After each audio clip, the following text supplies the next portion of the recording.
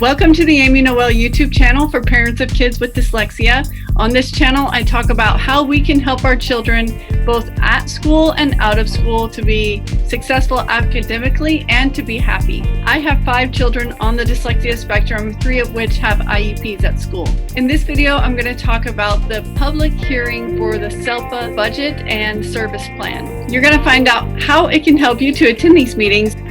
First off, SELPA stands for Special Education Local Plan Area. SELPAs ensure access to special education and services for all students with disabilities residing within a certain area. Some of them cover multiple school districts and others cover just one school district. Last week, I attended our public hearing for our annual SELPA budget and service plan. Every year, the SELPA needs to submit their service plan and their annual budget to the state by July 1st, the beginning of the fiscal year. And they need to have a public hearing so that parents and the public can know what is in this plan. Then the school board approves the plan. So parents aren't voting on it, they're just hearing it. That's why it's a hearing.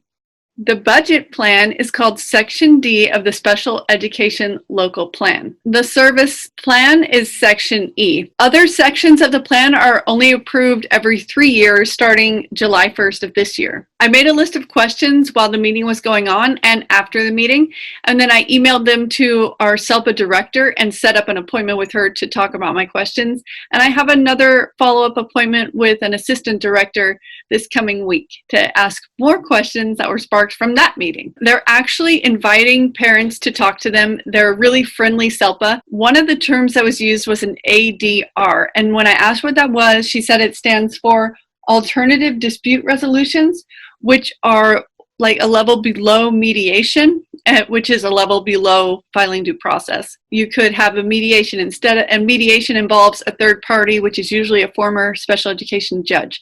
And below that is ADR, where it's just you and the SELPA working it out. Some of these things might just apply to California, I'm not sure, but I hope a lot of this can apply to other states as well. I asked my SELPA director, if the SELPA were to hire a certified reading specialist, what budget would that come out of? It would come out of the certificated salaries. Probably they would have a teaching credential. If they were to purchase a structured literacy program for reading, that would come out of the supplies budget, which was only 0.55% of the budget. They have $700,000 dedicated towards supplies out of $119 million.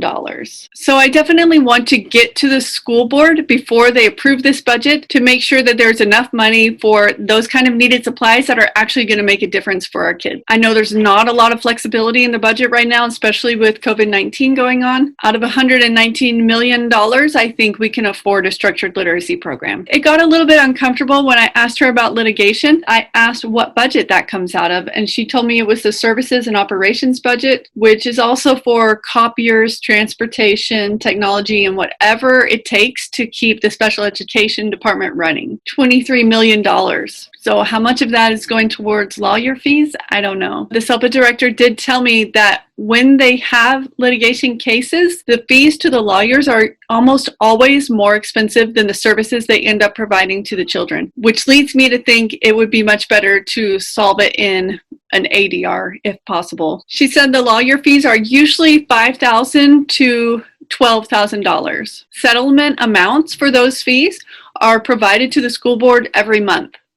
Moving on from the budget to Section E, which is the service plan. This was so informative.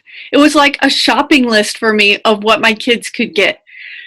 I don't want it to sound like taking advantage of the system, but it's very important to be informed because sometimes in IEP meetings I've been told something wasn't available and then I read the description in the service plan and it's exactly what I asked for. For example, individual small group instruction, that's the SAI service, specialized academic instruction. It says it can be individual or small group. And when I asked if my son could be taught one-to-one, they said he needed a special assessment for that, which isn't actually true.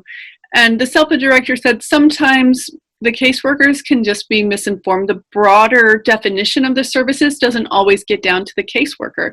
So as a parent, when you look over these services, you can advocate better for your child. Because the one-to-one instruction they were referring to that needed an assessment was a different service, and it's intensive individual instruction. So I went through and highlighted all of the services that I think might be applicable to my children. Speech and language, assistive technology services. I got really excited when I saw the reading service, which I never knew existed. It's service code 745, reading service. Any specialized assistance provided for students who are print impaired, whether impairment is the result of a visual disability, other physical disability, or a reading disability. This may include, but is not limited to, readers provided for examinations, textbooks, and other course-related reading assignments, and may also include recorded materials. Note-taking service, code 750. Any specialized assistance given to the student for the purpose of taking notes when the student is unable to do so independently. This may include, but is not limited to, copies of notes taken by another student or transcription of tape-recorded information. To recap, this meeting, the public hearing of the Selpa Annual Budget Plan and Service Plan, can help bring up questions for you so that you can be informed to better advocate for your child. When you know the system, you know how and what to ask for. If you found this video helpful, please like, share, and subscribe. If you want to get notifications every time I make a video, please hit the notification bell. Before you stop watching the video, I would like to ask you for your feedback. Please let me know what kinds of videos you would like to see on this channel, and also any suggestions you have for how to improve this channel.